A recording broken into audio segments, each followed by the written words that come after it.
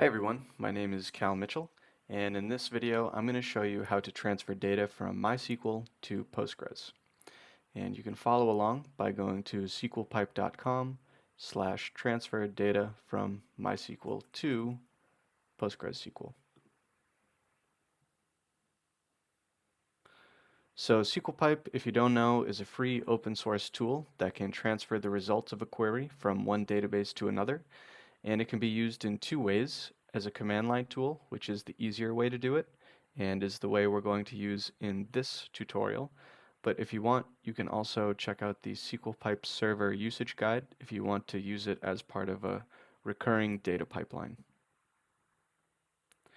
Step one is installing SQLpipe, and that's very easy because it's an executable program, which means all you have to do is download it.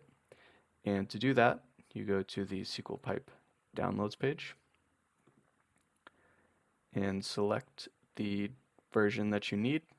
I'm on a ARM-based Mac laptop, so I'll download that. Okay. And by the way, if you want step-by-step installation instructions, you can go to the Installing SQL Pipe documentation page, and there's more in-depth instructions. But these instructions should help you get started if you just want a quick overview.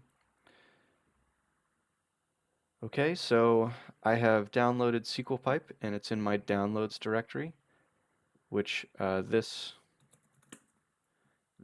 shell is currently in the downloads directory. So if I ls SQLpipe, you can see that I downloaded it, and that is the file that I just downloaded from this page. And because I'm on Mac, I need to grant it permission to run, which I do with this command. And that would be the same on Linux.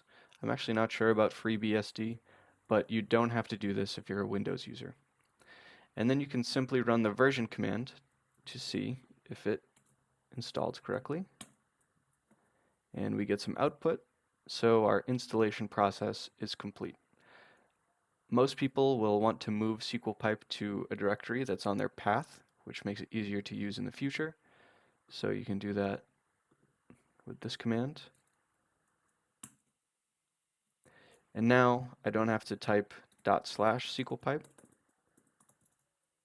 I can just type SQLpipe version, and it will work. You'll see the difference in the commands. Here, I'm triggering it with // because I'm in the same directory as the binary, whereas when I add it to this directory, it's just generally available as a command to run, no matter where you are. Next, we're going to gather connection information. I've actually already done that.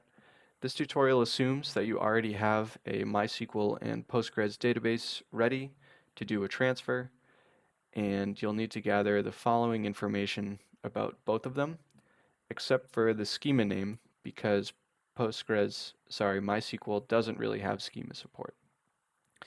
So you can see how I've formatted a command over here, but we'll get into that in just a second. I just want to show you the data that we'll be transferring. So this shell is a MySQL database that we're going to be transferring from. It is our source, and I'm going to say select star from wide table is the name of the table that I'm going to transfer. And you can see that it has a good amount of columns in there with a wide variety of data types. So we have a serial, just like an auto incrementing. We have a bit type. We have more bit types. We have a tiny int, a small int, a big int, time. We have some more binary data. We have geometry. I believe there's some JSON down at the bottom. And in addition to all of those columns that have a value, there's also a row that has null values. And this is just to show that SQLpipe can handle a wide variety of data types, including null types. And then let's go to the Postgres database, our target, and show that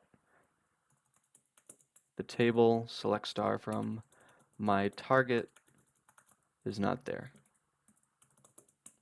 Should get an error. Yep.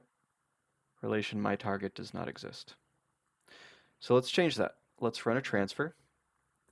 And I just copied from here and then filled in my data, where source DS type is MySQL because our source is a MySQL database.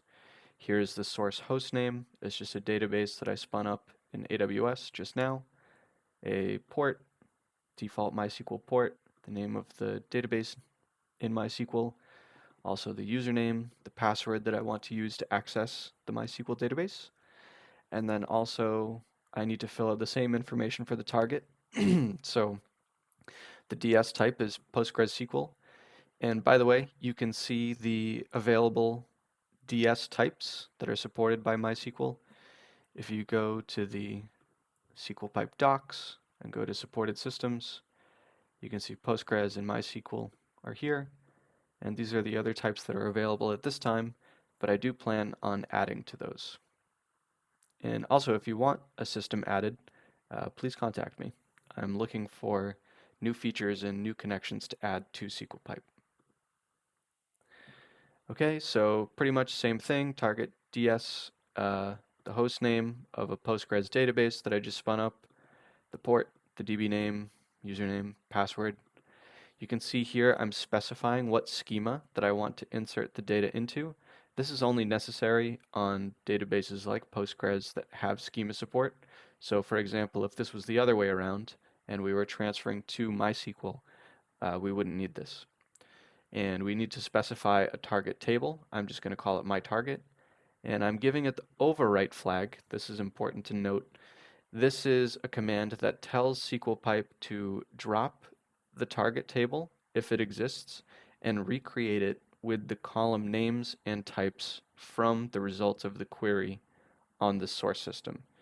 So just for example, this is going to query, it's going to send this query to the MySQL database at this hostname, and then it's going to drop my target in Postgres if it exists. It doesn't, but SQLpipe will just ignore it if it doesn't exist.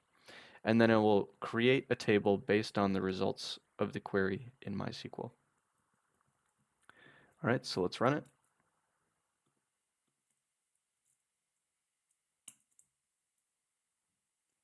Transfer complete. We make a good team. And let's run that same query in Postgres. It's kind of a mess, but you can definitely see something is there. Let's change the display mode. And you can see that the data that was in MySQL is now in Postgres. And SQLpipe, I've tried to make it map the types as closely as possible. So for example, a MySQL datetime will become a PostgreSQL timestamp. A blob will become some kind of binary data.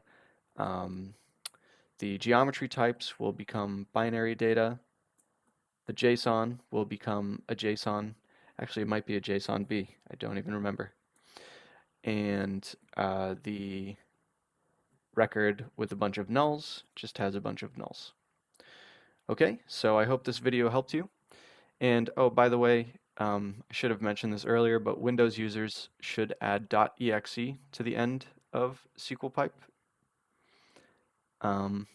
Just that's what the name of the file is.